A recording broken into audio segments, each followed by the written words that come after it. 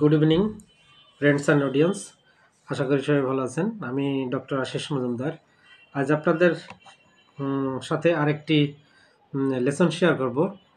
লেসনটি হলো আজকের English language নিয়ে।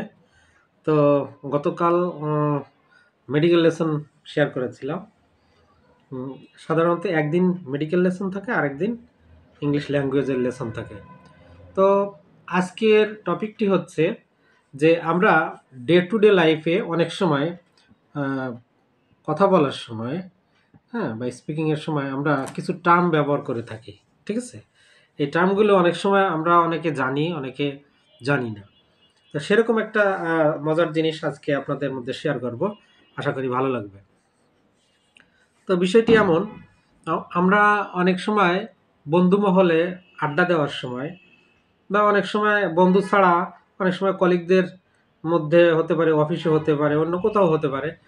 তো সেরকম একটা এনভায়রনমেন্টে আমরা অনেক সময় নিজেরা বলি যে এই আমাকে কিন্তু অপমান করা হচ্ছে, আমাকে কিন্তু ছোট করা হচ্ছে, বা অমুককে কিন্তু রাগানো হচ্ছে। এরকম অনেক সময় আমরা এই কথাগুলো ব্যবহার করি। তো সেগুলো ইংলিশে স্পিকিংয়ের সময় কিভাবে বলে, আজকে সেই টিপসটা একটু আপনাদের দেখাবো। তো কি বলেছি যে আমাকে কিন্তু বোকা বানানো হচ্ছে, বা আমাকে কিন্তু ধোকা দেওয়া হচ্ছে। শেষে দেখেন সব কন্টিনিউয়াস ফর্মে দেওয়া আছে। কি বললাম? সবগুলোই কন্টিনিউয়াস ফর্মে দেওয়া আছে। এবং একটা জিনিস এখানে খেয়াল রাখবেন যে এখানে সাবজেক্টকে কিন্তু গুরুত্ব দেওয়া হয়নি, এখানে কাজকে গুরুত্ব দেওয়া হয়েছে। কীরকম? আমাকে বোকা বানানো হচ্ছে, এখানে বোকা কে বানাচ্ছে সেটা কি উল্লেখ আছে? না। আমাকে ধোকা দেওয়া হচ্ছে, চোরটিকে শাস্তি দেওয়া হচ্ছে, কারা দিচ্ছে শাস্তি? আছে? এখানে কেউ নেই। অতএব এখানে সাবজেক্টকে গুরুত্ব না দিয়ে কর্মকে বা কাজকে গুরুত্ব দেওয়া হচ্ছে। এই ধরনের সেন্টেন্সকে বিল্ড করার সময় বা মেক করার সময় আমরা কি করি? যেহেতু এটা কন্টিনিউয়াস ফর্মে থাকে বা আছে, সেক্ষেত্রে আমরা বিং ব্যবহার করব।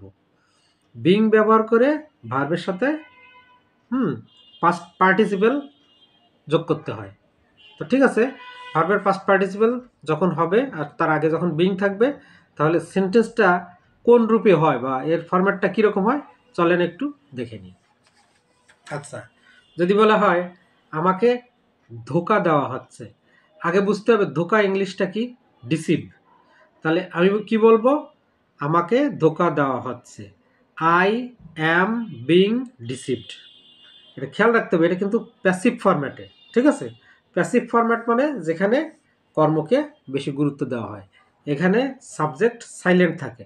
তো এই জন্য এখানে কি হলো? আমাকে কিন্তু ধোকা দেওয়া হচ্ছে বা আমাকে ধোকা দেওয়া হচ্ছে। কারা দিচ্ছে? বা আদার্স, এটা আমার মেনশন করার প্রয়োজন নেই। আচ্ছা, আর কি বললাম? যে আমাকে বোকা বানানো হচ্ছে, আমাকে বোকা বানানো হচ্ছে, I am being fooled, FOOLED। ঠিক আছে, আই অ্যাম বিং ফুলড। আচ্ছা, এবার যদি বলা হয় তাদেরকে বই দেওয়া হচ্ছে, তাদেরকে বই দেওয়া হচ্ছে, দে আর বিং গিভেন বুকস। ঠিক আছে, আর একটা কি বলা যায়?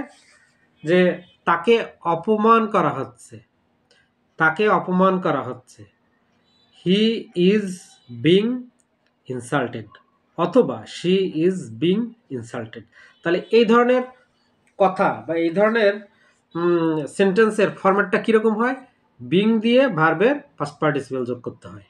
তাহলে আমরা অনেক সময় দৈনন্দিন বা ডে টু ডে লাইফ প্র্যাকটিসে আমরা যখন একজনের সাথে একজন কনভারসেশন করি, এরকম কথা কিন্তু প্রায় চলে আসে। তা সেক্ষেত্রে কীভাবে আমরা স্পিকিংয়ে আমরা ইউজ করব, সেই জিনিসটা আজকে আপনাদের সাথে শেয়ার করলাম। আশা করি এটা থেকে আপনারা উপকার পাবেন। তো ঠিক আছে, সবাই ভালো থাকবেন। কেমন লাগলো অবশ্যই কমেন্ট করে জানাবেন। সাথে থাকবেন, পাশে থাকবেন। শুভ সন্ধ্যা।